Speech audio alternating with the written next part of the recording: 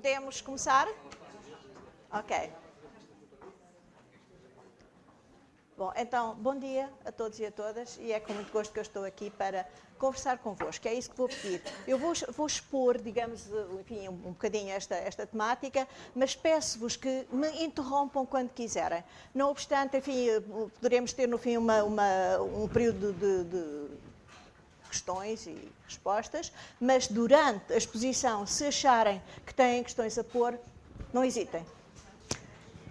E, portanto, este tema da igualdade de oportunidades entre mulheres e homens, hoje chamado igualdade de género, a primeira coisa que vos diria é que é um tema que é muito recente, e só muito recentemente é que foi assumido como tema de importância política, praticamente nos últimos 4 décadas, o que, de facto, não é muito.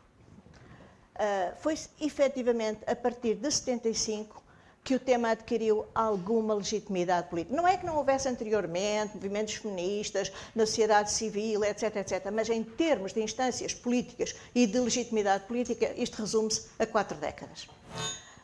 E foi um tema que foi sofrendo alterações na maneira como era formulado. E começou por se falar em eliminação da discriminação contra as mulheres. Foi a primeira abordagem.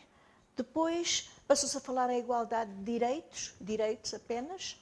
Depois passou-se de igualdade de direitos para a igualdade de oportunidades.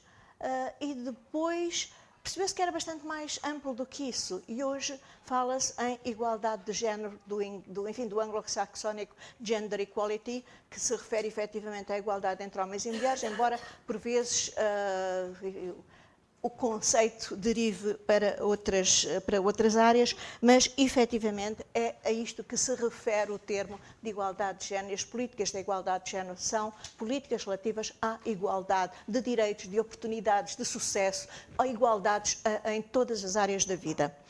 Ora, como eu disse, 75 é um momento-chave em que esta matéria entra na agenda política, e é um momento-chave porquê? Porque foi proclamado o Ano Internacional da Mulher pelas Nações Unidas. É claro que havia raízes anteriores e é um bocadinho este percurso que eu gostava de fazer convosco. E vamos fazer este percurso em 5 momentos. Uma breve introdução sobre os tais momentos significativos que abriram caminho, anteriores a 75, que abriram caminho à afirmação da igualdade de género, nessa altura ainda não chamada assim. Depois, 75, que é o marco, o Ano Internacional das Mulheres, a que se seguiu a década das Nações Unidas para as mulheres, com este enfoque, a eliminação da discriminação e a participação no desenvolvimento. Não esqueçamos que a década de 70 foi a segunda década das Nações Unidas para o desenvolvimento. Depois, um terceiro momento, que é a década de 90, e em particular em 95, reparem, isto é de 20 a 20 anos, foi 75, agora é 95, o reconhecimento nessa altura, portanto, uma mudança de enfoque e o reconhecimento de que os direitos das mulheres são direitos humanos e de que a igualdade de género é um requisito essencial da democracia. Um quarto momento, que foi 2015, mais 20 anos, que foi um momento de avaliação global da situação da igualdade de género. Foi de avaliação global mais ampla, foi a avaliação da Cimeira do Milénio e dos Objetivos de Desenvolvimento do Milénio, mas foi também um momento de avaliação relativamente à igualdade de género. Quais foram as áreas de progresso, quais foram as áreas críticas? Bom, e depois, um último momento, quais são os caminhos de futuro? A passagem dos Objetivos de Desenvolvimento do Milénio para os chamados Objetivos de Desenvolvimento Sustentável, em que a igualdade de género está inserida como questão política num contexto global de desenvolvimento e de direitos e de respeito dos direitos humanos. Ora, pegando no primeiro ponto, eu diria que o tema, embora seja 75 o momento-chave, anteriormente começa a adquirir alguma visibilidade, designadamente na sequência das guerras mundiais e no fim da primeira, da criação da Sociedade das Nações, mas essencialmente a partir da segunda, da criação das Nações Unidas. Prova disso é que o tema da igualdade entre as mulheres e os homens é incluído logo na Carta das Nações Unidas, no preâmbulo, em que se diz fé nos direitos humanos fundamentais, nos direitos iguais de homens e de mulheres, ao mesmo nível.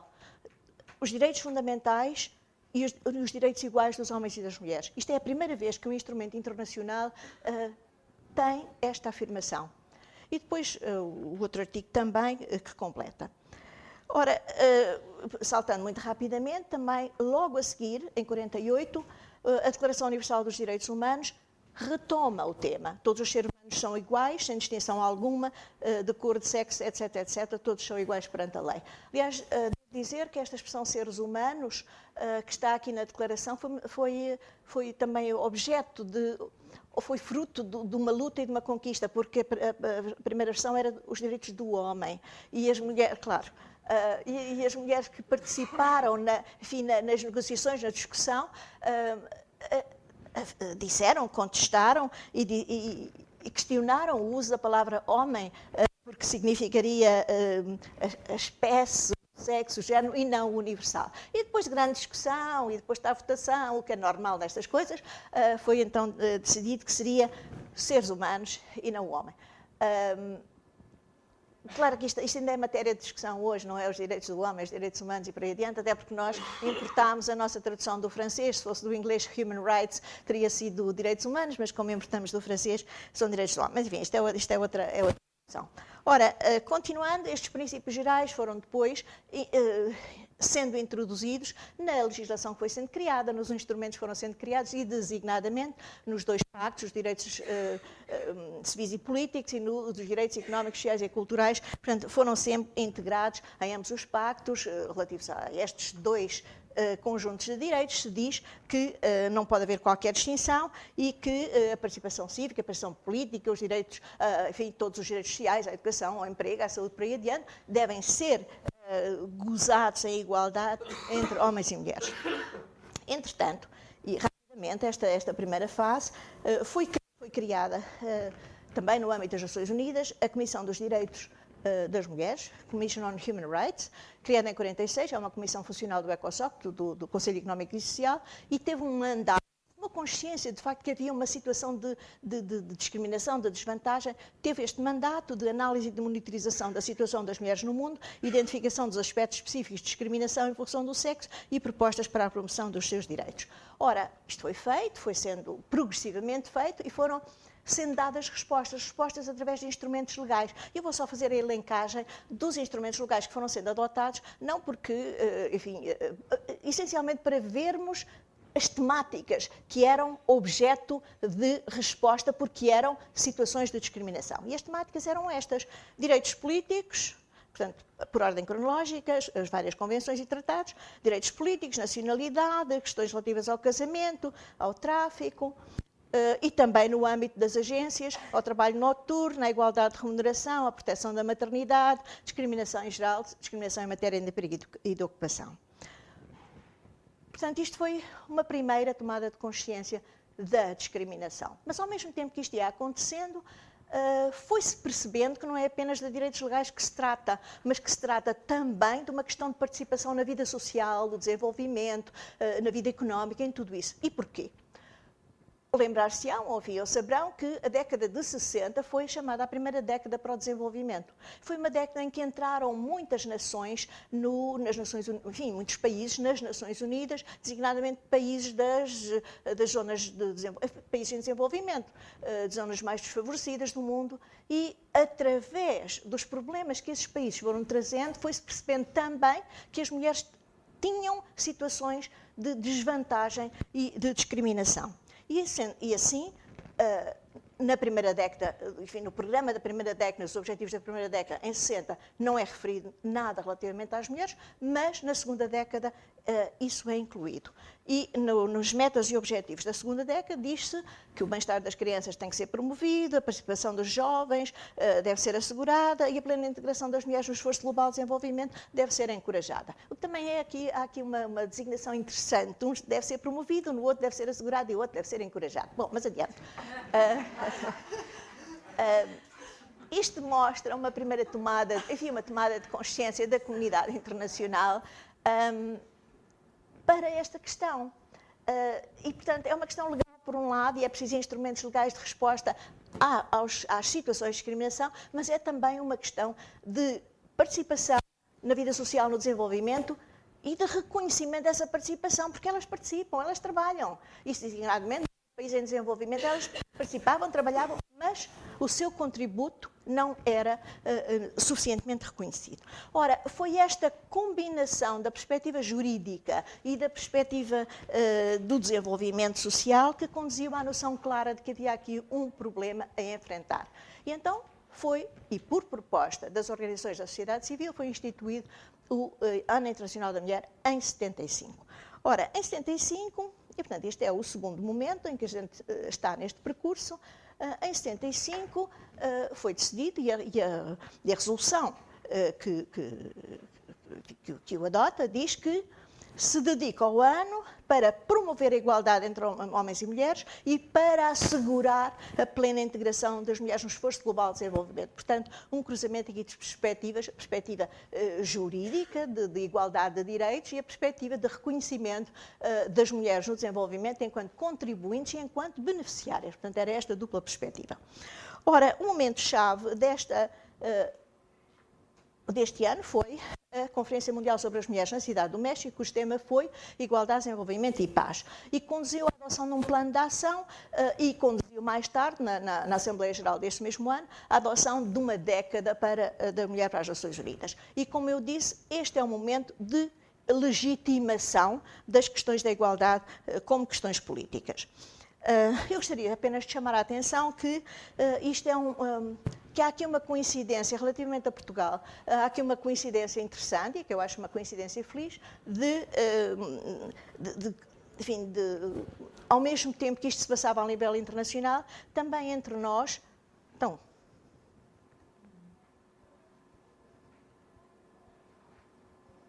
bem, qualquer coisa aconteceu. Não importa, era apenas uma referência ao facto de em Portugal ser a Revolução de 75 e de, portanto, haver aqui uma certa coincidência na mudança de perspectiva relativamente às mulheres, pronto, que foi uma coincidência, mas que nos favoreceu. Ora, então...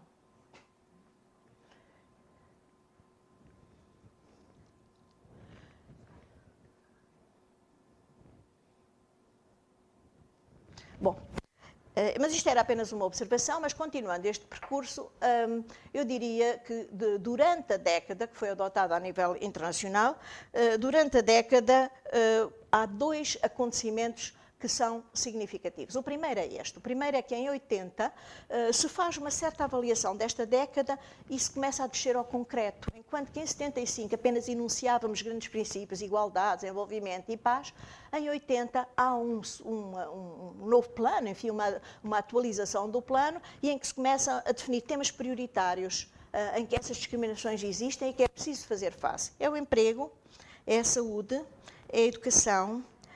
E depois há outras questões que começam a emergir timidamente. Eu lembro-me, eu estive em Copenhaga nesta conferência e lembro-me de dois temas que surgiram pela primeira vez e foi muito interessante vê-los surgir. Foi o tema da violência contra as mulheres, não se falava, tema completamente invisível. Mas aí começou a ser formulado. E a certa altura, no plenário dessa reunião, foi proposta uma resolução por vários países em que se condenava a violência contra as mulheres. E foi adotado por unanimidade com uma exceção. Houve um país que levantou a mão e disse: nós não aprovamos porque no nosso país isso não existe. Claro que numa sala de 3.000 pessoas houve uma gargalhada geral. Bom, foi a primeira vez que numa reunião, enfim, a este nível, se falou, se formulou, se verbalizou a existência desta questão. Em 80. Outro tema que foi muito interessante e que apareceu também na mesma reunião, num outro fórum, porque ao mesmo tempo que havia a reunião oficial, nestas conferências há sempre a reunião de organizações não governamentais, e na reunião de organizações não governamentais, os países ocidentais levantaram uma questão que consideraram que era de discriminação contra as mulheres e que era, mais do que isso, de violação de direitos fundamentais. Foi a questão da mutilação genital feminina. Foi a primeira vez que foi falada, foi nesta altura. E houve uma sublevação dos países em que este facto ocorria e que disseram: isso faz parte da nossa cultura, não tem nada que se estar a meter com isso. Portanto, só para preverem como às vezes estas questões são complicadas de abordar e como aquilo que é efetivamente uma discriminação e uma violação de direitos humanos pode ser relativizado desta maneira. Bom, eu disse que havia 2 factos que tinham acontecido durante a década que eram importantes. O primeiro era este, o segundo foi a aprovação de uma convenção específica para a eliminação da discriminação contra as mulheres, que conhecem certamente. Esta convenção, chamada Convenção CEDAW, que está por aí, que as pessoas têm, é um instrumento fundamental, é um dos grandes tratados de direitos humanos, foi fundamental nessa altura, 79, é fundamental hoje, de facto, portanto foi adotada em dezembro de 79, entrou em vigor em 81, após as ratificações necessárias, e hoje é praticamente de ratificação universal. São muito poucos os países que não ratificaram esta convenção. Lembram-se de algum? Estados Unidos da América. Sim. Estados Unidos da América, juntamente assim com os países pequenos daqueles das Ilhas do Pacífico, Vanuatu e mais por aí, e mais o Sudão do Sul, não sei, do Norte não me lembro, seja como for, praticamente hoje é de ratificação quase universal, logo a seguir à Convenção dos Direitos da Criança, que é a mais ratificada, a seguir esta Convenção, e é considerada, digamos, como a Carta dos Direitos Humanos das Mulheres. Ora, esta Carta, de facto, para quem trabalha em políticas públicas relativas à igualdade, é o instrumento fundamental jurídico. Evidente, depois há instrumentos programáticos, mas este é o instrumento jurídico fundamental.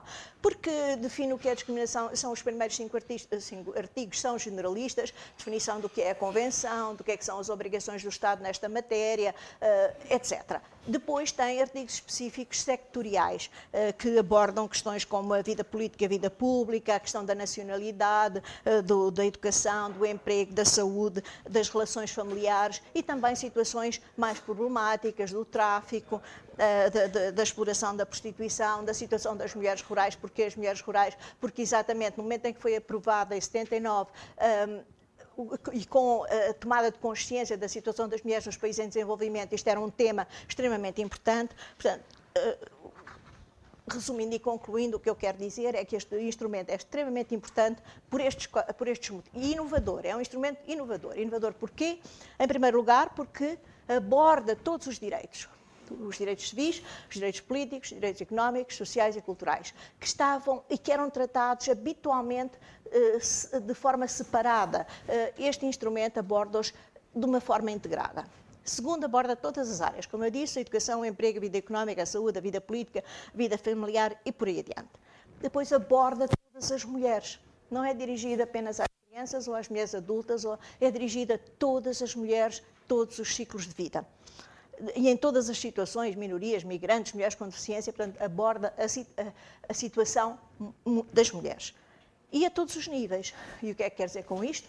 Quer dizer que não apenas, como alguns instrumentos internacionais, não apenas exige o cumprimento da lei, de jure, mas existe de facto o cumprimento dos direitos, de facto, não apenas legal, a igualdade legal, mas a igualdade de facto e a mudança estrutural e cultural que possibilita essa mudança. Ora, e agora em que temas, e muito rapidamente, e porque é um instrumento importante, eu gostava de vos referir os níveis de aplicação da Convenção. Como disse, são estes: o nível legal de jure, a eliminação da discriminação na lei, de facto, isto é, a exigência da adoção de programas e de planos de ação e de estratégias políticas, e o nível de mudança cultural e estrutural que requer o questionamento de estereótipos que condicionam a vida das mulheres e dos homens e a organização social. Ora, no nível legal, que é o conteúdo do artigo 2º, o que é que exige? Que não haja leis discriminatórias, discriminação direta ou indireta, que se adotem leis, não é apenas eliminar as leis discriminatórias, é preciso leis positivas que garantam a igualdade, que se proceda não apenas à revisão das leis, mas das disposições regulamentares, dos costumes e das práticas discriminatórias. Isto é inovador num instrumento de direitos humanos, e que as mulheres tenham acesso efetivo à justiça, gozem de proteção contra qualquer ato discriminatório, etc. E depois tem uma recomendação muito interessante no artigo 2º, é que tudo isto seja feito sem demora. Está lá, como poderão confrontar, o artigo 2º diz isto. É que isto é preciso que seja feito sem demora. É que há certas pessoas, e eu tenho encontrado isso ao longo da vida, dizem isto das questões da igualdade é uma questão cultural, vai demorar o seu tempo, vai acontecer, etc. A lei exige, o direito internacional exige que isto seja feito sem demora. Aliás, a experiência mostra-nos que quando estamos à espera que as coisas aconteçam por natureza, muitas vezes acabam por não acontecer. Bom, este é um documento que é essencial no meio da década, estamos na tal década de 76 a 85, chamada Década das Nações Unidas para as Mulheres, portanto, é um instrumento fundamental e vale a pena dizer que Portugal foi um dos primeiros países do mundo a ratificá-lo, foi o 5º, se não estou em erro, foi o 5º. Foi ratificado em 80, foi assinado em 80, ratificado em 81. E tem apresentado os respectivos relatórios, já que a Convenção exige que os países que ratificam apresentem relatórios de cumprimento das disposições da Convenção de 4 em 4 anos. Eu disse que cobria todos os domínios, mas há um que fica de fora. Cobre todos, embora um deles de forma implícita. É o domínio da violência. Em 79, quando a Convenção foi adotada, ainda era uma matéria invisível. É só em 93, efetivamente, há tão pouco tempo, que a comunidade internacional diz e aceita, e vamos ver isso um pouco à frente, que a violência contra as mulheres é uma forma de discriminação. Ora, entretanto, chegamos ao final da década das mulheres e temos uma avaliação. Já agora, os outros níveis, o nível material, de facto, já referi, que é que os Estados têm que tomar em todos os domínios político, social, económico, cultural, todas as medidas apropriadas, posições legislativas e outras para assegurar o exercício e o gozo dos direitos humanos e das liberdades fundamentais em termos de igualdade. E depois o nível material, o nível de mudança cultural e estrutural, que é o conteúdo do artigo 5º. E vale a pena olhar para este artigo, porque este artigo é completamente inovador, completamente novo no instrumento de direitos humanos. E diz-nos o quê? Diz-nos que os Estados-parte tomam todas as medidas apropriadas para modificar os esquemas e os modelos de comportamento sociocultural dos homens e das mulheres, com vista a alcançar a eliminação dos preconceitos e práticas costumeiras, ou de qualquer outro tipo, que se fundem na ideia da inferioridade ou superioridade de um ou de outro sexo, ou de um papel estereotipado de homens e de mulheres. E este artigo tem um grande alcance, porque é o artigo que permite ir para além da igualdade nos princípios e que fundamenta a igualdade de facto na mudança estrutural. Portanto, é um artigo perfeitamente inovador e um artigo de um grande alcance e de uma grande profundidade. Entretanto, chegamos ao fim da década das mulheres e temos a avaliação. A avaliação é feita em 85, é uma conferência em Nairobi, e aí percebe-se que há coisas que mudaram, mas também mudaram para melhor, mas também há coisas que aparentemente regrediram, porque isto é um processo muito mais complexo. Não se trata apenas da situação das mulheres e de resolver os problemas delas e eliminar a discriminação. Isto é uma questão de sociedade, é uma questão que envolve homens e mulheres, que afeta todos, que é uma questão de sociedade e de mudança social. E é daí que tenha que se adotar um programa de mais longo alcance, porque ao princípio pensava-se que resolvia tudo numa década. Aliás, eu lembro-me, eu estive em 75 na Conferência do México, e onde de resto estavam 3.000 pessoas e com representantes políticos de alto nível, lembro-me do Olof Palme, enfim, de uma série de nomes muito soantes. E na altura pensou-se assim, e eu ouvi isto expresso de várias maneiras, agora que nós descobrimos que há discriminação, que identificamos os problemas, uma década isto vai-se resolver tudo. Não resolveu. Ao fim da década, verificou-se de facto que isto é muito mais profundo e que isto exige um tipo de ação continuada que não é apenas mudar leis, mas que é mudar leis e é mudar mentalidades e costumes e culturas, etc. Daí que este programa é mais abrangente, estamos em 85, é um programa para o futuro, até o ano 2000, e as áreas também que cobre já são muito mais abrangentes. Já não é só a saúde, o emprego e a educação, que tinham sido definidos como as questões prioritárias, mas são muitas outras áreas. A situação das mulheres em tudo o que tem a ver com a alimentação, com a água, com a indústria, com o comércio, com a ciência, com a tecnologia, a habitação, a urbanização, o desenvolvimento comunitário, os transportes, tudo, as infraestruturas sociais, quer dizer, a situação das mulheres, como a dos homens, passa por todos estes elementos, por todos estes fatores, por todas estas circunstâncias e se queremos resolver da tal forma profunda e mudando estruturalmente as coisas, temos que contemplar, digamos, todos os aspectos da vida em sociedade. Por outro lado, também começa-se a ter a consciência de que há grupos específicos cujas necessidades têm que ser atendidas. E refiro, por exemplo, que grupos específicos que são referidos neste programa, das idosas, das mais jovens, das indigentes, das vítimas de tráfico, das responsáveis únicas de família, portanto, as mães, enfim, ou solteiras, ou separadas, ou viúvas, privadas de subsistência, das mulheres deficientes, das detidas, das desalojadas, das refugiadas, das migrantes, das minorias. Portanto, este programa é muito mais detalhado e vai muito mais fundo. Passa-se mais uma década e estamos na terceira, que é a década de 90, e temos a quarta conferência, portanto, passada uma década, uma nova conferência sobre as mulheres, que é de 95, que teve lugar em Pequim. E aqui percebe-se, portanto, rapidamente, que há progressos muito significativos, que eu resumo assim, é que de questões de mulheres percebeu-se definitivamente que se tinha passado a questões de sociedade e que de questões ligadas sociais e marginais à política, como tinham sido durante muito tempo, são questões políticas e ligadas a áreas fundamentais de democracia e de direitos humanos. Isto é, de facto, o grande, aqui, como é que se diz, o grande adquirido da Conferência de Pequim e da reflexão que foi feita, o que leva ao reforçar dos compromissos anteriores, reforçar quer do ponto de vista jurídico, quer do ponto de vista programático. E, rapidamente, do ponto de vista jurídico, a adoção de um protocolo opcional, adicional à Convenção, que permite dois tipos de procedimentos.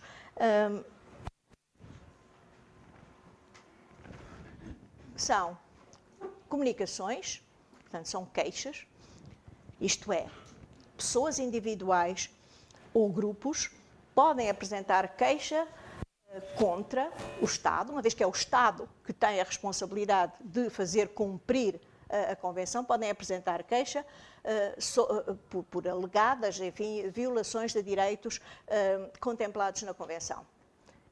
E há queixas já, o protocolo foi adotado em 99, entrou em vigor em 2000, e há queixas apresentadas, são apresentadas ao Comitê de Supervisão deste tratado, que é composto por 23 peritos e peritas das várias áreas do mundo, e tem havido queixas apresentadas, já só por curiosidade, se quiserem saber o tipo de queixas e os tipos de temas apresentados.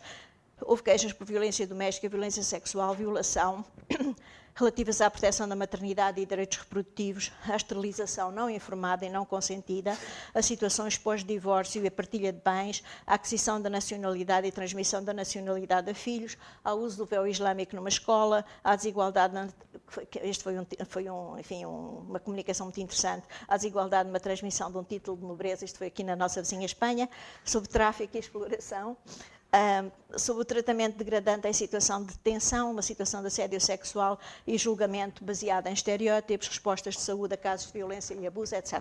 Faça, por favor. Peço desculpa estar a interromper, mas já agora e na sequência... Sim, eu gosto que interrompam. Está a dizer, e perante as queixas, que com certeza são válidas, como é que isso depois se repercute nas sanções, sobre os Estados, que tipo de sanções? Sim. Que isso depois se efetiva para haver a tal mudança, não é? Para haver um impacto a nível de sociedade, enfim. Já estava à espera dessa pergunta, que é muito a propósito. Não é. Não é que é totalmente a propósito, quer dizer, queixas, em termos práticos, o que é que se segue? Pronto, porque o comitê que supervisa esta convenção, como outros tratados também têm comitês que supervisam, que analisam os relatórios, discutem com os Estados, etc., também têm protocolos adicionais e comitês equivalentes. Não é um tribunal, o comitê não é um tribunal, portanto não pode decretar sentença, estás condenado e fazes isto. Não. Pode. O processo está descrito aqui no próprio protocolo, portanto, a queixa pode ser apresentada por uma pessoa, por um grupo de pessoas, é depois inquirido o Estado sobre a veracidade, enfim, as razões daquela queixa, depois há o contraponto, e depois há um julgamento, não é um julgamento de tribunal, mas há um julgamento, há uma apreciação, uma avaliação e há recomendações feitas ao Estado. As recomendações são depois seguidas e o Estado é obrigado, creio que é 6 meses, já não me lembro bem dos períodos, mas estão especificados, o processo está especificado no protocolo, é obrigado a prestar contas e, inclusivamente, a incluir informação sobre essa matéria nos relatórios posteriores dos 4 anos até a situação ser resolvida. Nem sempre funciona, mas às vezes funciona. Dou-lhe um exemplo. A primeira queixa, portanto, a primeira comunicação foi contra a Áustria. Por um grupo, já não me lembro exatamente, era um grupo de apoio, uma organização de apoio a mulheres vítimas de violência. E houve 2 mulheres, aliás, migrantes, na Áustria, que foram mortas pelos respectivos maridos e já tinha havido queixas de violência doméstica, a polícia não interveio devidamente, a legislação não as protegia devidamente, etc. E essa organização apresentou queixa. A queixa foi investigada, etc. Foram feitas recomendações ao Estado de Par. As recomendações levaram essencialmente a 2 coisas. A alteração da legislação, de modo a que pudesse ser mais interventiva, que a polícia pudesse ser mais interventiva e que pudesse haver uma melhor resposta, e também o Estado foi obrigado a pagar indemnizações aos filhos das vítimas. Pronto, é este o tipo de respostas que pode existir. Não lhes estou a dizer que existam sempre e que sejam sempre ótimas. E isso é outro ponto, é que nenhum Estado gosta de ser visível pelas más razões, porque é dada grande publicidade, muitas vezes às queixas e a esta troca Exatamente, pois, exatamente. Não, outro tipo, e já agora em termos de visibilidade, vou-lhe referir um outro mecanismo, outro tipo de procedimento, que é o de inquérito. O procedimento de inquérito é diferente das comunicações, não pressupõe uma queixa, pode ser iniciado pelo Comitê quando houver informação credível indicando violações graves ou sistemáticas de direitos estabelecidos na Convenção. Aqui pode ser a iniciativa do próprio. E já aconteceu. O primeiro caso de procedimento de inquérito foi um caso muito falado na comunicação, já lá vão uns aninhos largos, mas foi muito falado em 2005 na comunicação social, e foi o caso de violação, de assassínio e desaparecimento de mulheres jovens em Ciudad Juárez, no México, ali na fronteira entre o México, El Paso de um lado e Ciudad Juárez do outro. Ali, olha, exatamente onde agora ele vai construir um muro. Bom, passa por ali. Ora, aí havia 10 anos que se tinham sucedido casos e casos e casos, eram 100 e muitos, de desaparecimento de jovens, raparigas, aliás, com um perfil interessante, pobres, bonitas e jovens. Pronto. Desapareciam e apareciam ou mortas ou desapareciam para sempre e nunca se chegou a esclarecer exatamente os porquês. Falou-se de tudo quanto há, tráfico, como é que se diz, utilização de órgãos, os snuff vídeos, sabe, pronto. E aí houve 2 organizações, uma internacional e uma mexicana, que apresentaram o caso ao comitê e houve um procedimento de inquérito. In loco. Eu estive envolvida nessa investigação e o que se conseguiu foi que o Estado mexicano federal, portanto, que é um Estado federal, e até aí nunca tinha prestado atenção, nem o Estado regional, nem o federal tinham prestado atenção a mulheres pobres. Aliás, é uma zona onde também os homens morrem muito. Mortos uns pelos outros, mas aí é por outros motivos. São os gangues de droga e as vinganças e etc. As mulheres, era isto, é porque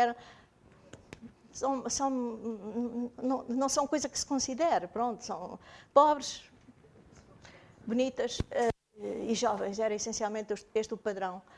O que é que se conseguiu? Conseguiu-se que pelo menos o Estado prestasse atenção e que nomeasse uma pessoa responsável, que é magistrada, que investigou, quer os crimes em si. Ela dirigiu a investigação, não foi ela sozinha, obviamente, não só a investigação dos crimes em si que tinham ocorrido, mas também programas de caráter social para aquela zona que era extremamente pobre, degradada, e, portanto, isto ocorria naturalmente numa zona que é pobre e degradada e que precisava de programas sociais de apoio. Portanto, foi instituído um programa, já não me lembro, o programa das 40 medidas ou coisa parecida, um programa social de apoio para aquela zona, para além da investigação judicial. Portanto, é este tipo de resposta. E, obviamente, o Estado teve que responder nos passados 6 meses e depois na apresentação do relatório foi inquirido muito fortemente e teve muito eco na comunicação social a todos os níveis, desde a CNN até, sei lá, enfim, rádios e televisões em toda a parte. Bom. Obrigada. Nada, eu gosto que interrompam. Diga. Ai, não tinha visto. Eu não sei se me poderá dar a resposta, mas acho curioso que os locais onde foram as conferências são locais em que a mulher culturalmente tem uma posição inferior, nomeadamente Pequim, na China. A escolha por parte das Nações Unidas destas cidades ou destes locais é intencional, ou seja, é intencional. Eu sei que em Pequim, se a memória não me falha, a ideia foi precisamente que a China ponderasse as suas cultura, de facto, tem uma raiz muito pouco simpática para as mulheres. Há uma motivação por debaixo da escolha das cidades onde as conferências têm lugar? Olha, nas Nações Unidas há muitas regras. Uma das regras é a rotatividade, exatamente. E muita negociação à roda disto. E, portanto, foram 4 conferências. A primeira foi no México, portanto, América Latina, enfim, continente americano. A segunda foi em Copenhaga, portanto, Europa. A terceira foi em Nairobi, África. E a quarta tinha que ser na Ásia. E dentro da Ásia, portanto, os países oferecem-se e depois isso é objeto de negociação. Portanto, a decisão não é de ninguém que diga vamos para ali porque há uma zona onde é preciso discutir a questão das mulheres, é fruto de negociação.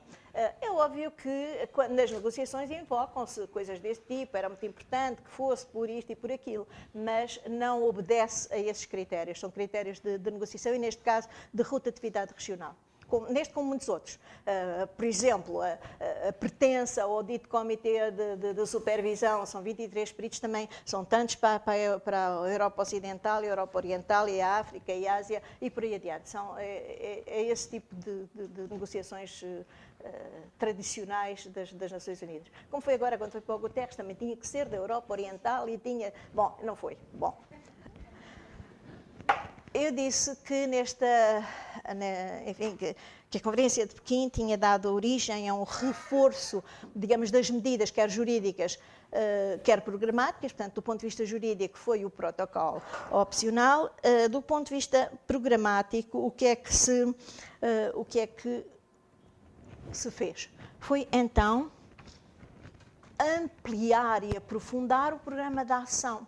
Porque a plataforma de ação de Pequim é uma plataforma de ação internacional, em que se pretende fazer um diagnóstico da situação e elencar as áreas críticas.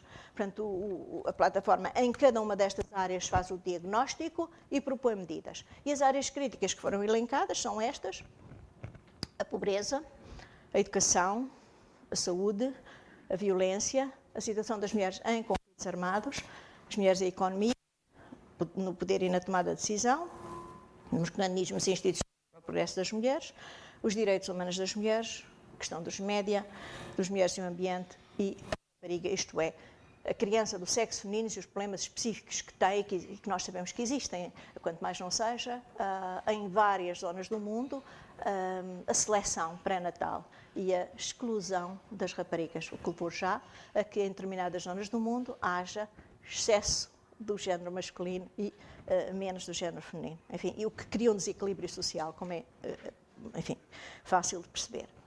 Ora, é evidente que estas áreas, umas são mais específicas de países em desenvolvimento, e outras de países chamados desenvolvidos. E eu lembro-me, por exemplo, nas discussões destas áreas, que foram, de novo, objeto de grande negociação, por exemplo, a Europa foi o grande porta-voz da área dos direitos humanos das mulheres. Outras zonas do mundo eram grandes porta-vozes da área sobre as questões da pobreza ou da educação, que se não são relevantes para nós, ou tão relevantes para nós em termos de acesso à educação, são relevantes de outra maneira, mas em termos de acesso, mas há países onde as meninas não têm, países e culturas onde as meninas não têm acesso à educação, enfim, em termos de igualdade, e em alguns casos não têm mesmo. As guidelines, portanto, isto é 95, é evidente que estas guidelines têm sido revistas e atualizadas em 2000, 2010, 2015, quando se fazem as avaliações, mas mantêm-se basicamente válidas com as atualizações que foram feitas, e nomeadamente em termos de novos problemas que têm surgido no mundo, as questões à globalização, às migrações, à pandemia do HIV, e por aí, à evolução tecnológica e por aí adiante. Ora, este percurso, isto é só um sideline, não é enquadramento internacional, mas eu gostava de chamar a atenção que este percurso tem reflexos em Portugal. Como eu disse no início, há aquele paralelismo da Revolução de 74 e do Ano Internacional da Mulher e estes desenvolvimentos na década de 70. Entre nós, houve a contribuição decisiva da Constituição de 76, um quadro jurídico novo que introduz, de facto, a igualdade, a criação de um mecanismo nacional para a igualdade, na altura chamado Comissão da Condição Feminina, hoje a Comissão para a Cidadania e Igualdade de Género, e os grandes objetivos, já agora só para relembrar, os grandes objetivos que presidiam à criação do primeiro mecanismo, da Comissão, era apoiar todas as formas de consciencialização das mulheres portuguesas e a eliminação das discriminações contra elas praticadas em ordem à sua inserção no processo de transformação da sociedade portuguesa e de acordo com os princípios consignados na Constituição. Portanto, era numa perspectiva muito positiva, não é só eliminar a discriminação contra elas, tirar as leis que havia, desde a mulher não poder sair para o estrangeiro sem ter a autorização do marido, até o marido poder, como é que se diz, rescindir o contrato de trabalho da mulher, por aí adiante, havia várias. Mas, portanto, há a criação deste mecanismo em consonância, não só com a nova Constituição, mas com o pensamento internacional que ia sendo desenvolvido. E é evidente que há linhas de ação nesses primeiros anos, também em consonância com tudo isto. Eu relembro apenas, desde a alteração da legislação, todos os níveis, direito de família, direito, igualdade no trabalho, por aí adiante, o conhecimento real da situação das mulheres, a sensibilização da opinião pública, o envolvimento dos médias, por aí adiante, a dinamização da investigação, é a altura em que começam os chamados Women Studies. Portanto, há aqui uma certa consonância entre o que se passa a nível internacional e os seus ecos a nível nacional, que eu acho que é interessante também nós termos consciência, porque também é o momento em que em Portugal se toma consciência de que fazemos parte, digamos, de um processo mais vasto, quer dizer, em que se deixa de se estar tão confinado, mas que se percebe a importância de um quadro mais vasto, em que há de facto a abertura ao internacional. É nesta altura que temos a adesão, portanto, a esta coincidência temporal, temos os princípios igualitários e o mecanismo nacional, já referi. Mas é na época em que há a abertura ao internacional, à ONU e às instituições europeias. Já fazíamos parte da ONU, obviamente, mas há uma nova abertura. E há a adesão, em 76, a adesão ao Conselho da Europa, e há a influência da filosofia desta organização, proteção e promoção dos direitos humanos, liberdades fundamentais, a construção e manutenção da democracia. E, em 86, adesão à Comunidade Económica Europeia, hoje a União Europeia, com um quadro legislativo sobre a igualdade de oportunidades nos salários, na igualdade de tratamento por aí adiante, e isto foi muito importante, o financiamento de projetos, formação profissional, novas tecnologias, foi muito importante relativamente à situação das mulheres e ao progresso nestas áreas. Daí que, também por esta altura, são introduzidos novos temas em Portugal, a questão da violência, começa-se a falar, a questão dos usos do tempo, que eu vi que vai ser falada também neste programa. Tudo isto remonta, digamos, o início deste processo a esta altura. porque há efetivamente, nesta altura, como é que eu diria, uma visão simultânea, de caráter simultâneo, Portugal e as instâncias internacionais europeias, uma nova visão relativamente à igualdade de género. E há um contributo europeu para o internacional que é muito importante, e que é que se passa a perceber que a questão da igualdade já não é apenas, continua a ser uma questão de justiça social, porque a desigualdade é uma injustiça, mas é essencialmente uma questão de democracia e direitos humanos, e isto dá lugar a um conceito novo, que a gente ouve falar às vezes até com alguma troça, mas que é um conceito que tem fundamentos e que é o da democracia paritária. E o que é isto? É o reconhecimento de que a humanidade, da dualidade da humanidade, a humanidade é constituída não por seres neutros, mas por seres que são homens e que são mulheres, iguais em direitos e em dignidade, para além das diferenças que lhes são próprias. E a democracia paritária também é a valorização desta diferença, combatendo a discriminação e a desigualdade, que são noções totalmente opostas à primeira. Não é?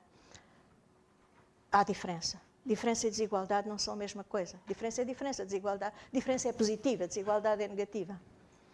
E inclui ainda esta dimensão de plena e igual participação de homens e de mulheres a todos os níveis da vida social e política, incluindo os níveis de decisão e de poder. Ora, isto significa que trabalhar a favor da igualdade envolve os homens e as mulheres. Às vezes pensa-se que trabalhar a favor da igualdade é estar contra os homens. Não é. Eu costumo dizer, não são eles os bad guys, não. Eu acho que os homens são igualmente prejudicados quando há desigualdade. Prejudicados em muitos aspectos, designadamente pelos preconceitos, desde o homem não chora até o homem não tem que tomar conta das crianças. Estes preconceitos são também discriminação contra eles. E, portanto, a igualdade envolve homens e mulheres, envolve a sociedade toda. Daí que, e de toda esta reflexão, novos conceitos foram surgindo e são hoje conceitos extremamente importantes nas políticas para a igualdade. E estou-me a referir a estes conceitos, o gender mainstreaming, ou seja, a integração da dimensão de género nos programas e políticas. Porque são questões de sociedade, é preciso introduzir esta dimensão nos programas e nas políticas, senão não chegamos longe. Segundo, o conceito de partnership ou de parceria. Começou-se a perceber que se é uma questão de transformação social, o Estado não vai ser capaz de fazer isto sozinho. E, portanto, tem que fazer isso em parceria com a sociedade civil, com as ONGs, com todas as instâncias que tenham este tipo de preocupações. E outro conceito, cuja tradução em português é um bocado feia, mas enfim, não tenho outra, que é o do empowerment, o empowerment das mulheres, empoderamento.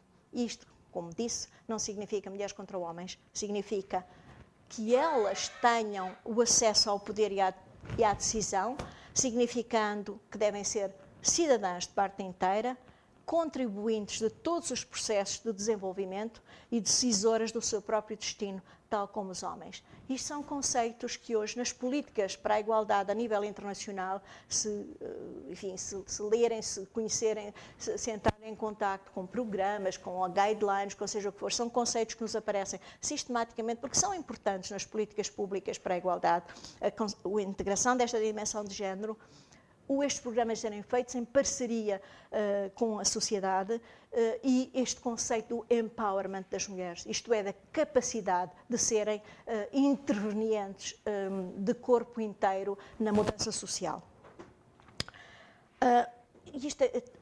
Isto é tarefa do Estado também, embora seja em parceria, isto é tarefa do Estado. Daí que a plataforma da ação de Pequim, uma das recomendações que faz aos Estados é que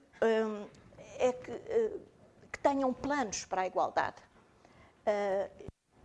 Planos quer a nível nacional, quer que os suscitem junto de outras instâncias, de empresas e por aí adiante. E Portugal fê-lo com, primeiro de tudo, aprovou enfim, um enfoque diferente relativamente à igualdade na revisão constitucional de 97, considerando que é uma tarefa do Estado e que a lei deve promover a igualdade, e introduzindo depois planos globais. Primeiro foi uma resolução, isto é só para relembrar um bocadinho a história, foi uma resolução em 94, depois um plano global em 97, hoje temos planos gerais e específicos, temos o plano Género, Cidadania e Não Discriminação, temos um outro sobre violência doméstica e de género, outro sobre tráfico de seres humanos, sobre a mutilação genital feminina e um plano de ação sobre a recomendação do Conselho de Segurança das Nações Unidas 1325 sobre mulheres, paz e segurança.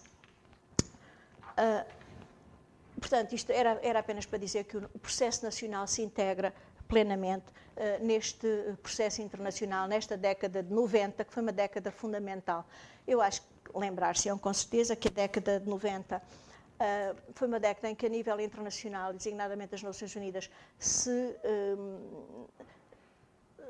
tratou, agora só vem-me ao espírito inglês, addressed, se tratou-se, se enfrentou uma série de problemas que são os grandes problemas do mundo nas grandes conferências das Nações Unidas da década de 90, promovidas no tempo do secretário-geral do Kofi Annan. E que foram estas? Foi a Conferência do Rio em 92, sobre as questões da... Bom, tinha havido antes e tinha havido depois, eu escolhi aqui algumas das mais significativas. Em 92 sobre ambiente e desenvolvimento, em 93 sobre direitos humanos, em Viena, depois a Conferência do Cairo sobre população e desenvolvimento, a Cimeira de Copenhaga sobre desenvolvimento social, a Conferência de Pequim sobre a situação das mulheres, a que eu já fiz referência. Portanto, tudo isto, todo este processo se integrou num processo outro de reflexão mais global, que foi o da década de 90, e que eu acho que são momentos de reflexão e de delinear de estratégias da comunidade internacional sobre os problemas do mundo. E são também, e em que as questões das mulheres aparecem como parte do cenário global. Isto significa que a solução dos problemas do mundo, sejam eles de desenvolvimento, ou de ambiente, ou de direitos humanos, ou de população, ou quaisquer outros, não pode ser pensada em termos neutros. Não há uma humanidade neutra. Tem que ser pensadas as soluções em termos do seu impacto de género. Isto é, qual é o impacto das soluções que nós adotamos relativamente à situação dos homens e das mulheres no nosso país. Porque são diferentes, têm histórias diferentes, quanto mais não seja, têm histórias e tradições diferentes que, por vezes, exigem soluções diferentes. Ora, neste processo, há um momento que é particularmente importante e eu gostava de chamar a atenção, que é da Conferência de Viena em 93. No Programa de Ação de Viena diz-se que os direitos humanos das mulheres são uma parte inalienável e integrante e indivisível dos direitos humanos universais. Pronto, e depois que a participação plena em condições de igualdade na vida política, tal, bem como a eliminação de todas as formas de discriminação com base no sexo, constituem objetivos prioritários da comunidade internacional. É a primeira vez que isto é dito pela comunidade internacional. É bastante óbvio que os direitos das mulheres são parte dos direitos humanos fundamentais. É a primeira vez que isto é dito, é óbvio, mas é dito pela primeira vez pela comunidade internacional. E não o disse com facilidade, engasgou-se várias vezes. Eu recordo-me em Viena que, quando isto estava a ser discutido, devia sair da sala onde isto estava a ser discutido, eu estava no outro, havia vários plenários, e com as mãos na cabeça e dizer, isto não vai passar. Porquê é que não vai passar? A frase sobre os direitos das mulheres são direitos humanos.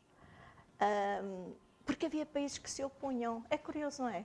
Havia países que se opunham, designamos, a que diga-se uma coisa tão simples e tão óbvia, que das mulheres são direitos humanos, que era uma frase, que estava por toda a parte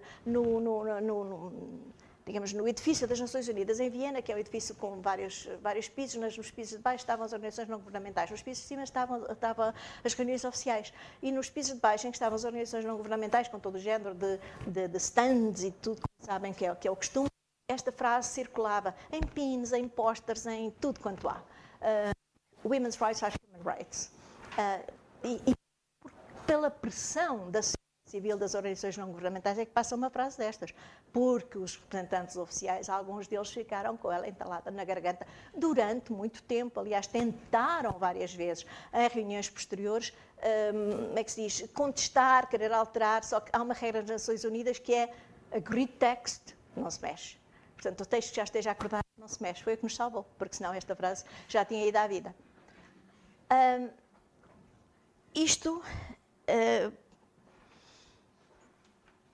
Para além desta frase, há uma outra, que é esta, que também é a primeira vez que aparece em Viena, também no programa de ação de Viena, um pouco mais à frente. Diz: a violência com base no sexo e todas as formas de assédio e exploração sexual, incluindo as que resultam de preconceitos culturais, bem como o tráfico, são incompatíveis com a dignidade e o valor da pessoa humana e devem, por isso, ser eliminadas. É também a primeira vez que a comunidade internacional fala da violência contra as mulheres como violação de direitos fundamentais, da dignidade, incompatível com a dignidade. O que é curioso, 93 não foi assim há tanto tempo. Há quanto tempo já passou? 20 e poucos anos, não é? Pois. E até aí, praticamente, era uma matéria invisível. Portanto, para além destas menções, eu gostava de chamar a atenção, de facto, esta década foi uma década extremamente importante no pensamento das questões do mundo, dos problemas do mundo, mas também das questões relativas à igualdade, que aparecem integradas nessa visão mais global. E isso é que é novo. Não são questões à parte, são questões que fazem parte desse cenário global. E isto é muito bem expresso por uma frase que quem me ouve, se calhar já está farto de me ouvir, sabe que eu tenho usado várias vezes, mas é uma frase que eu acho muito bem construída e muito ilustrativa desta matéria. É a frase que diz, e desculpem-me, está em inglês, mas perceberão porquê, que diz: Human development, if not engendered, is endangered. Isto é, o desenvolvimento humano, portanto, estamos a falar da dualidade, desenvolvimento humano, se não tiver esta perspectiva de género, isto é, de consideração das mulheres e dos homens e das respectivas realidades, is endangered, isto é, está em perigo, não funciona. Isto foi tirado do Relatório de Desenvolvimento Humano deste mesmo ano, 95, porque o Relatório de Desenvolvimento Humano, como sabem, é produzido com alguma regularidade, adotando temas diferentes. Este ano o tema foi, porque era 95, foi este tema da igualdade. E tem esta frase que eu acho que, de facto, é muito expressiva e muito bem conseguida, até pela terminologia. Isto, de certa maneira, esta frase exprime uma conclusão final deste processo, do que percorremos até aqui. Isto é, em 75 falava-se essencialmente em questões específicas. Era a eliminação da discriminação e a melhoria da situação das mulheres. Pronto, isto era o tom de 75. Depois, em 85, percebe-se que estas questões não são apenas das mulheres, mas são questões de sociedade do seu conjunto. E depois, em 95, onde nós estamos, percebe-se que são questões fundamentais para a resolução dos problemas do mundo, mais vastos, e que têm o seu fundamento na perspectiva da promoção e proteção dos direitos humanos. Portanto, há aqui uma evolução conceptual que eu acho que vale a pena notar e que é interessante, até porque foi confirmada também na Cimeira do Milénio. Na Cimeira do Milénio, que reuniu os mais altos responsáveis políticos dos países membros das Nações Unidas, foi adotado, enfim, foi um novo olhar e foi adotado um programa de ação com os chamados Objetivos de Desenvolvimento do Milénio, que são, portanto, a Cimeira do Milénio é uma iniciativa a nível global e é portadora de um novo impulso. A igualdade dos homens e das mulheres é um dos objetivos. Quais são os outros? É a erradicação da pobreza e da fome, a educação primária universal, a igualdade de género e o empoderamento das mulheres, este é específico, a redução da mortalidade infantil, a melhoria da saúde materna, o combate ao HIV, SIDA, malária e outras doenças, o assegurar um ambiente sustentável e a criação de uma parceria global para o desenvolvimento. Subjacente a todos estes objetivos, temos a perspectiva da proteção da promoção e proteção dos direitos humanos, civis, políticos, económicos, sociais e culturais. E nos direitos humanos universais, o direito à igualdade entre homens e mulheres inscreve-se como princípio fundamental. Portanto, esta é a filosofia que preside à Cimeira do Milénio E chegámos ao fim do quarto momento do nosso percurso. E o quinto. Não, o fim do terceiro, aliás, peço desculpa. O quarto momento é o momento de avaliação, porque, como sabem, os Objetivos de Desenvolvimento do Milénio até 2015, uma avaliação que era para ser feita, foi feita, a cimeira, esta avaliação, foram vistos quais são as áreas de progresso e quais são as áreas críticas, e é um pouco isso que eu gostava também de partilhar convosco. No que se refere à igualdade de género, quais foram, porque foi uma avaliação simultânea, quer da Plataforma de Ação de Pequim, dos seus objetivos, quer também no âmbito dos Objetivos do Milénio. Mas, especificamente, em relação à igualdade de género, quais são os progressos que parecem ter existido, enfim, que se podem referir. Em primeiro lugar, do ponto de vista de legislação, por toda a parte, houve adoção de leis de igualdade, ou globais, ou específicas, igualdade de trabalho, igualdade de participação política, em toda a parte, enfim, dos vários países, das várias regiões do mundo. Em toda a parte houve também medidas e políticas, adoção de planos nacionais de igualdade, setoriais, globais. Houve também um desenvolvimento das estratégias de gender mainstreaming, que falámos há pouco, para além do enfoque tradicional das ações específicas. Houve a criação de instrumentos e de mecanismos para a igualdade dos mais diversos, desde comissões, ministérios, departamentos, conselhos, seja o que for, o alargamento dos seus mandatos, das suas competências. Houve a mobilização de atores sociais, das organizações de mulheres, das organizações de direitos humanos. Há novas plataformas nacionais, regionais, internacionais, a nível europeu, por exemplo, o Lobby Europeu das Mulheres, que tem alguma audição junto à Comissão Europeia. Resumindo, houve uma legitimação política das questões da igualdade, não apenas como questão de justiça, mas como um requisito de democracia e de direitos humanos. Mas também houve problemas, também houve questões não resolvidas, também continua a haver desafios. E quais são? São desafios em várias áreas substantivas, em que a desigualdade persiste, não obstante as leis e as políticas, porque muitas vezes, digamos, há progressos e nas mesmas áreas também há dificuldades, não se resolve tudo de uma vez. E as grandes áreas em que a desigualdade persiste são estas. E isto é a nível global, não estou a falar do país, estou a falar a nível global, o que não quer dizer que não se aplique.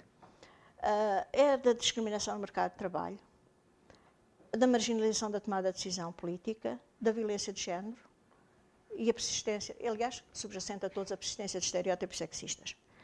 Ora, havendo um bocadinho cada uma delas, rapidamente, é evidente que no mercado de trabalho há uma maior participação das mulheres, o que é positivo, não obstante.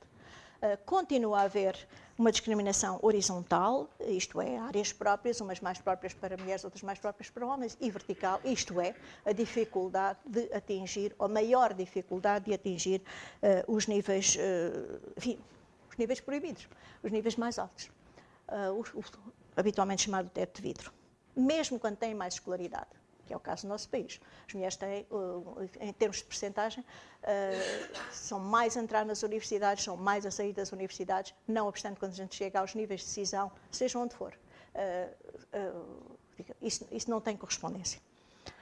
Depois, além desta discriminação, um sintoma muito relevante é o do chamado gap salarial, da diferenciação salarial, em toda a parte.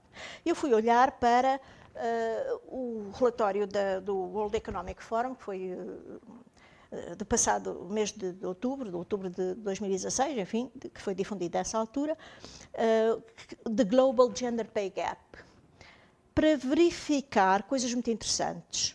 Cobre 145 países e diz-nos essencialmente isto, que com a crise houve um aumento do gap salarial em toda a parte. Em 2015, a previsão do mesmo relatório, a previsão do desaparecimento, aquele ritmo que se verificava até 2015, a previsão do desaparecimento do gap salarial seria 118 anos. Em 2016, ao ritmo atual, 170. eu não tenho nada a ver com estes números, isto é o que lá está. E eu acho que isto é muito preocupante. E, portanto, pois a análise fazia que há um fosso que tende a diminuir muito significativamente na educação e na formação e a aumentar na vida económica e, sobretudo, na retribuição. Claro que há números diferentes, depois fui ver alguns números da OCDE, da União Europeia, os números diferem conforme o número de países apanhados ou as datas, etc. Mas a realidade permanece em todos os relatórios, em todos os números, a realidade do gap salarial permanece. Podemos interrogar-nos sobre os problemas que estão na base desta situação, e se calhar são vários, mas eu gostava de destacar um, e que é a conciliação da vida profissional e da vida familiar. É um problema que, em lugar de melhorar, parece tender a agravar-se com alguma desregulamentação no mercado de trabalho. E estou a falar, de novo, em termos globais, que afeta todos, afeta os homens e as mulheres, mas afeta as mulheres em particular. E é um problema importante para uns e para outros, mas também é um problema importante para a qualidade de vida de todos, incluindo as crianças.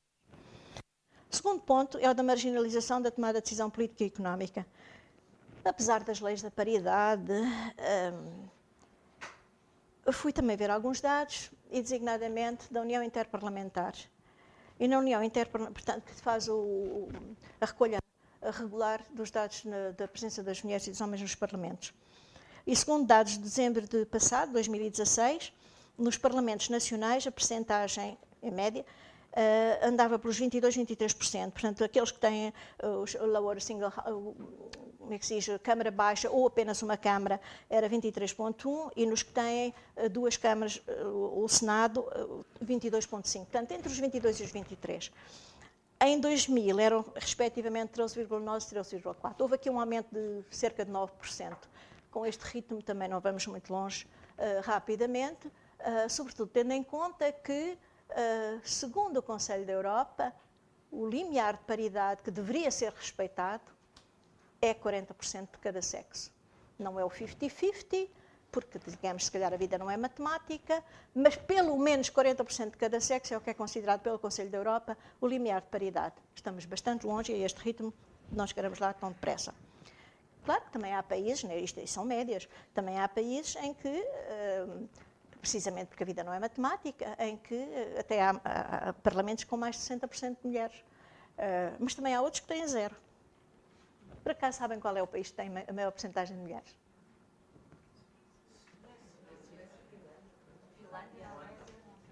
Ruanda. Ruanda. Ruanda 63,8%. E a seguir? Bolívia, 53,1%. Mas depois há outros que têm zero. Também querem saber os nomes de alguns com zero? O Haiti, que é, aliás, um país muito interessante, onde eu estive várias vezes. A Micronésia, o Catar, o Iémen e outros. E Portugal? Qual é a porcentagem neste momento de mulheres no Parlamento? Alguém sabe? 34,8%. Isto é segundo a União Interparlamentar, de dezembro de 2016. Se por acaso houve alguma mudança, entretanto, não sei. Pronto, isto era o segundo ponto. Claro que estas percentagens, apesar de tudo, nos governos são ainda menores. E a outros níveis de postos eleitos são ainda menores. A nível global, mais uma vez. Terceiro ponto, da violência de género e de tráfico para fins de exploração sexual. É evidente que tem havido muitas políticas, muitos planos, muitas leis a nível global nestes últimos 15 anos, mas são problemas aparentemente insolúveis e endémicos. Não há região do mundo em que isto não se passe. Como eu vos disse, naquela altura em que foi pela primeira vez proposta uma resolução a nível das Nações Unidas relativamente à violência, que houve um país que disse no nosso país não há, toda a gente se riu. Não vale a pena elaborar muito, nós sabemos que as formas de violência são muitas e conforme as regiões do mundo também variam. Mas a violência doméstica em toda a parte é a violência sexual, mas depois há outras formas, a violência em nome da honra, os chamados... Sim, diga. É uma boa pergunta, já não me lembro muito bem, mas era um da Europa Oriental. Não quero afirmar, tenho a impressão que era a Bielorrússia ou por aí. Posso confirmar depois nas atas, neste momento não me lembro exatamente, era a Europa Oriental. sob enfim, o chapéu da União Soviética. Eram desses. Ora, em relação à violência, estava eu a dizer, as formas são muitas e variam com as regiões do mundo. Desde a tal violência doméstica sexual na família ou no espaço público, ou assédio no trabalho, ou assédio na escola, ou as chamadas práticas nocivas tradicionais, desde a mutilação genital feminina até os casamentos de crianças, até à seleção de fetos femininos, tudo isto são formas de violência, até ao deserdar e ao expulsar de casa das viúvas em determinadas regiões, até ao proibir as meninas de irem à escola em determinadas culturas, ou até proibir às raparigas ou às mulheres até de irem ao hospital nem que precisem sem autorização masculina. Portanto, as formas de violência são muitas e são variadas, não vou elaborar, mas na base de todas estas tipos de desigualdade, temos de facto a persistência de estereótipos sexistas, incluindo na linguagem, nos média, e que são possivelmente os mais difíceis de acabar, porque são ligados aos papéis, às funções de base das pessoas e que incluem notas de dominação e de poder que são muito difíceis de acabar. Diga. Não, interrompa. Eu digo. Da persistência de estereótipos e a questão da linguagem. Nos últimos anos tem-se procurado adotar na legislação portuguesa como forma de integração ou de uma linguagem mais inclusiva. A pergunta que eu faço é se efetivamente é uma solução para esta questão da persistência dos estereótipos. Pergunto porque, enquanto jurista, quando faço as normas, a minha perspectiva pela língua portuguesa é o que é, o U e o A não são indicativos propriamente contra o género, são a língua tal como ela existe. Mas, de facto, esta nova perspectiva, nos últimos anos, de se integrar uma linguagem inclusiva, em que o masculino tem de aparecer sempre com o feminino, resolve, ajuda, efetivamente? Olha, é uma matéria que é muito discutida. Se quer a minha opinião, eu acho que ajuda, mas as línguas têm que ser tratadas de forma diferente e conforme a sua natureza. No entanto, devo dizer que isto não é tão recente assim. O Conselho da Europa já adotou, se não estou em erro, em 1991, uma recomendação aos Estados-membros sobre, e que vale a pena conhecer porque está bem fundamentada, e foi traduzida em português. A Comissão nessa altura traduziu e fez o folhetozinho, não sei se ainda existe, se calhar não existe. É, pronto. Em que, portanto, essa recomendação do Conselho da Europa falava da linguagem não sexista e fundamentava e aconselhava os Estados-membros a adotarem essa filosofia. Mas já anteriormente, creio que anteriormente, a própria Unesco tinha feito umas guidelines para o uso da linguagem não sexista. E aí vê-se como é possível, se calhar, essa adoção. Se calhar não é preciso levarmos tudo até ao limite em todas as circunstâncias, mas há maneiras de o fazer de forma pedagógica. Nada impede, por isso, vou dar 2 ou 3 exemplos, nada impede, por exemplo, que se diga uma mulher juíza. Ou impede, não impede. No entanto, há quem diga que é mulher juiz. Nada impede. Bem, há uma série de exemplos que nós poderíamos dar que não impede, é só a dificuldade da tradição. Que, apesar de tudo, nós nem temos tanto como têm, por exemplo, os franceses.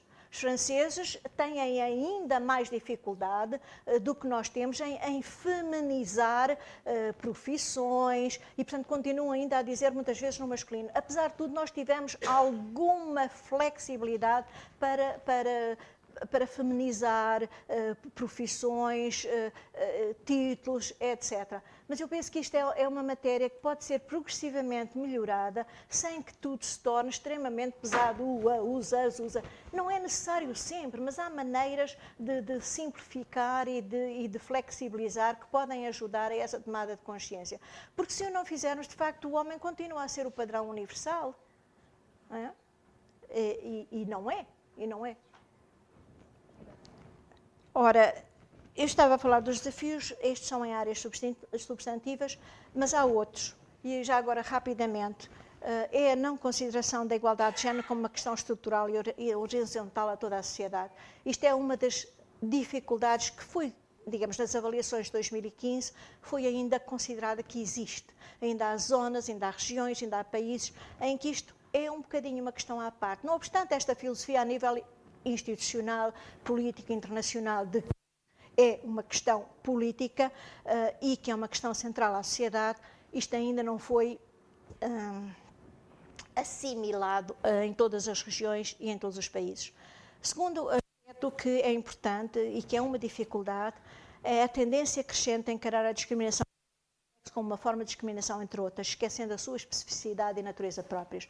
Tende-se com muita facilidade a dizer, em função do sexo, da raça, disto, daquilo, da religião, etc, etc. Não é a mesma coisa, das minorias, não é a mesma coisa, porque em todos os grupos, seja minorias ou maiorias, ou mulheres deficientes ou mulheres migrantes, em todos os grupos há homens e há mulheres e há discriminações de género que podem atingir as mulheres e os homens e atingem muitas vezes preferencialmente as mulheres. Portanto, é um outro tipo de discriminação que é estrutural a todos os grupos, a toda a sociedade, a todos os níveis e, portanto, tem que ter um tratamento segundo a sua própria natureza. A terceira dificuldade é a dificuldade de compreensão e de implementação da estratégia de gender mainstreaming, a tal integração da dimensão de género nas várias políticas. Isto nem sempre é fácil, incluindo, por exemplo, nos orçamentos, chamado gender budgeting. Um quarto ponto é a falta de poder e meios dos mecanismos nacionais para a igualdade e para o desempenho efetivo de um novo papel, só teoricamente reconhecido. Teoricamente reconhece que há este papel a desempenhar. Mas depois e sobretudo quando há crise, é um dos setores não essenciais. E pronto, e depois naturalmente questões ligadas à globalização, aos movimentos demográficos, às situações de conflito, aos problemas ambientais, à situação das migrantes, dos refugiados, das minorias e outras que muitas vezes comportam dificuldades específicas para mulheres e homens. E eu acho que ultimamente nós temos ouvido histórias neste âmbito, desde as histórias das refugiadas que são sujeitas a formas de violência e de violação sexual no seu percurso e para poderem fazer, formas específicas de tráfico, por aí adiante. Ora, chegando ao fim portanto, de 2015, qual é a perspectiva de futuro? E a perspectiva do futuro é que temos uma nova agenda global. Portanto, a reflexão da comunidade internacional, a nível global, permitiu-nos um pensamento, uma visão que está traduzida nesta agenda, a Agenda 2030, chamada para o desenvolvimento sustentável, transformar o mundo. Ora, isto é uma visão global do mundo atual, dos problemas a resolver, dos objetivos a atingir. Como ela própria se intitula, é uma agenda que é um plano de ação para as pessoas, o planeta e a prosperidade e que procura fortalecer a paz universal em maior liberdade. Desculpem lá, foi ontem à noite, a maior liberdade tem as letras ao contrário, mas pronto. Ideia do preâmbulo. Este compromisso é reforçado não apenas em termos globais, mas também relativamente à igualdade de género e ao empoderamento das mulheres na nova agenda. Os ODMs, que eram os anteriores da Cimeira do Desenvolvimento do Milénio, que eram 8, que nós vimos, são substituídos agora pelos chamados ODS, os Objetivos 17, Objetivos do Desenvolvimento do Milénio. Portanto, esta é a nova visão para o futuro e na qual se integra a questão da igualdade de género. Eu não vou ler cada um, apenas assinalei, isto são os tais 17 objetivos, apenas assinalei a palavra-chave de cada um deles para nós termos a visão. Portanto, são as questões da pobreza, da fome, da vida saudável, da educação inclusiva e depois o objetivo 5, que é específico, que é alcançar a igualdade de género e empoderar todas as mulheres e meninas. Depois ainda as questões da água e do saneamento. Aliás, a questão da água, que é uma das questões cruciais para o mundo no futuro, não sei, nem sempre estamos conscientes disso, mas que é uma das questões cruciais para a sobrevivência da humanidade. Depois a questão da energia para todos, do crescimento económico, do emprego pleno, do trabalho decente, de reduzir a desigualdade dentro dos países, tornar as cidades mais inclusivas, os padrões de consumo e de produção sustentáveis, as mudanças climáticas, o uso dos oceanos, dos mares, dos recursos marinhos, os ecossistemas, as sociedades pacíficas e inclusivas, o acesso à justiça, a parceria global para o desenvolvimento sustentável. Portanto, isto, digamos, é o cenário global no qual se integra o tal objetivo 5, que é alcançar a igualdade de género e empoderar todas as mulheres e as meninas. E aqui sim nós temos uma espécie de súmula, de compacto de tudo o que têm sido as preocupações ao longo destas 4 décadas deste percurso. Portanto, retoma temas que são anteriores, mas continuam a ser temas da atualidade, desde acabar com todas as formas de discriminação contra as mulheres e as meninas em toda a parte, eliminar todas as formas de violência na esfera pública e privada, incluindo o tráfico e a exploração sexual e de outros tipos, eliminar todas as práticas nocivas, casamentos prematuros e forçados, crianças e a mutilação genital feminina, reconhecer e valorizar o trabalho de cuidado e o trabalho doméstico, que é não remunerado, disponibilizando serviços públicos, infraestruturas e políticas de proteção social e promovendo a partilha de responsabilidades dentro da família, conforme os contextos nacionais, garantir a participação plena e efetiva das mulheres e igualdade a todos os níveis da tomada de decisão na vida política, económica e pública, assegurar o acesso universal à saúde sexual e reprodutiva, realizar reformas para dar às mulheres direitos iguais aos recursos económicos. E isto tem obviamente, aspectos muito diferentes conforme as regiões do mundo, desde o acesso à propriedade ou o controle da terra, até à herança, sim, porque há sítios em que as mulheres não têm direito à herança, ou só têm direito a metade do que deveriam ter em relação aos homens.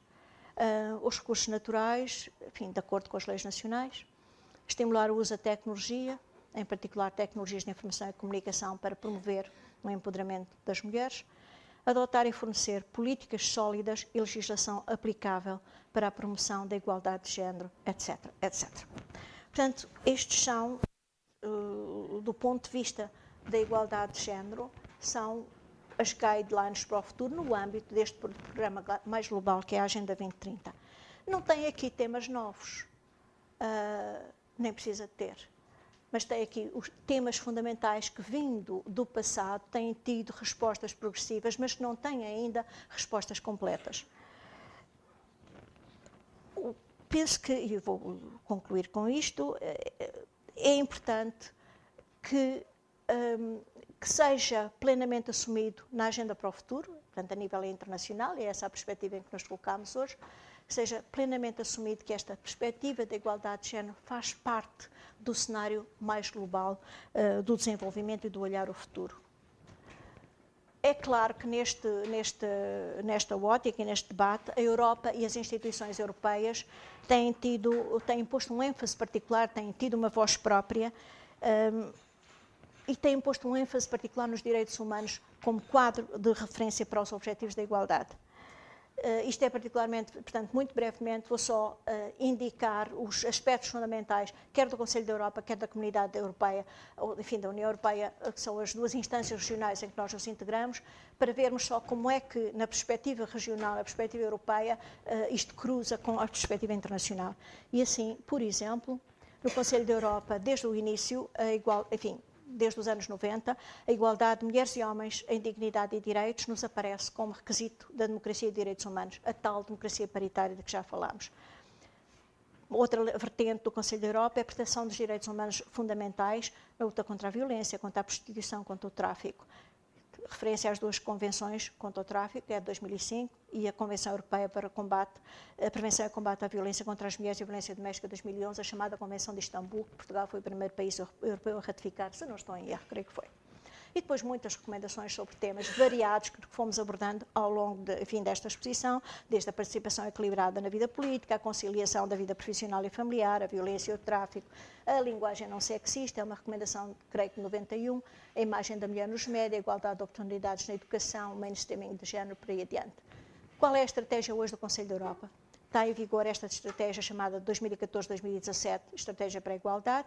Os grandes temas são estes: combater os estereótipos de género e o sexismo, prevenir e combater a violência contra as mulheres, garantir igual acesso das mulheres à justiça, conseguir uma participação equilibrada de mulheres e homens na decisão política e pública e conseguir a integração da perspectiva de género em todas as políticas e em todas as medidas. No âmbito da União Europeia, sabemos que a igualdade aparece-nos como missão da comunidade incluída nos tratados e a integrar em todos os programas e políticas, e temos direitos comunitários desde o início sobre a igualdade nos salários, no emprego, condições de trabalho, segurança social, maternidade, acesso a bens e serviços, por aí adiante. E temos recomendações e resoluções também sobre temas os mais variados, desde ações positivas,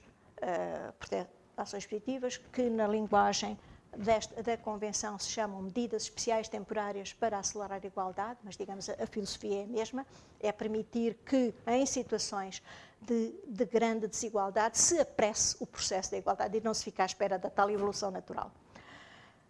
Portanto, recomendações sobre esses temas que tem e além de recomendações, planos de ação. Portanto, desde que entramos para a Comunidade Europeia em 86, portanto, temos vários planos. Hoje o nome do plano é, em primeiro lugar, temos o Pacto Europeu, que é o documento político, que é de 2011-2020, grandes prioridades por ter mais disparidades entre as mulheres e os homens no emprego e na proteção social, promover o melhor equilíbrio entre a vida profissional e familiar e combater todas as formas de violência. Isto é um compromisso político do Pacto e depois temos o compromisso estratégico, a ação para a igualdade de género 2016-2019. Os temas repetem-se: aumentar a participação das mulheres no mercado de trabalho e igualdade em matéria de independência económica, reduzir as disparidades salariais, pode ser que deixa dos 170 anos para um bocadinho menos, reduzir as disparidades salariais de rendimentos e de pensões entre homens e mulheres e assim combater a pobreza entre as mulheres, promover a igualdade na tomada de decisão, combater a violência baseada no género e proteger e apoiar as vítimas e promover a igualdade de género e os direitos das mulheres em todo o mundo. Portanto, é este o compromisso que decorre, evidentemente, decorre planos de ação, como é evidente. A finalizar, eu apenas gostaria de dizer o seguinte: os princípios estão todos identificados, os obstáculos também estão, e os desafios também estão. Portanto, o que é preciso é passar da teoria à prática. E eu vou só ilustrar também com uma coisa que eu costumo usar em muitas apresentações, quem já me ouviu vai ouvir outra vez, mas que são duas recomendações do Conselho da Europa que eu acho muito ilustrativas, com diferença de 20 anos. A primeira são as duas únicas declarações sobre igualdade que existem a nível do Conselho da Europa. Há várias recomendações sobre temas, mas declarações de caráter geral são duas. Uma é de 88 e que diz, tem os princípios.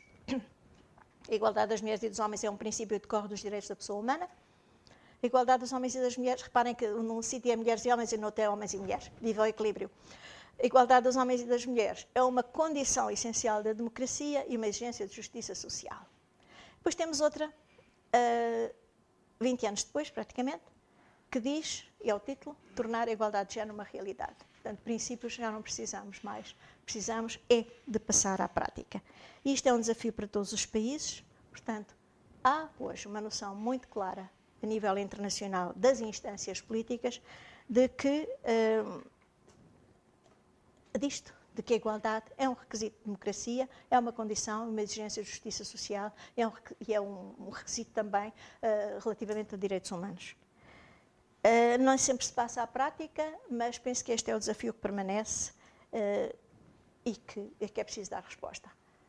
Talvez valha a pena pensarmos em relação ao nosso país, se estamos no bom caminho, se já fomos mais proativos enquanto país nesta área ou não fomos, mas isso é a reflexão que eu deixo à vossa consideração.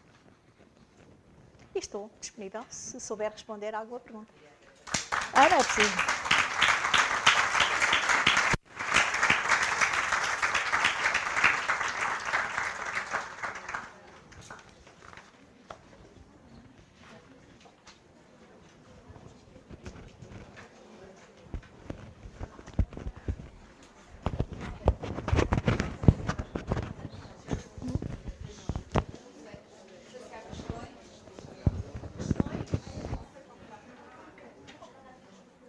Não há questões. Ficou tudo esclarecido.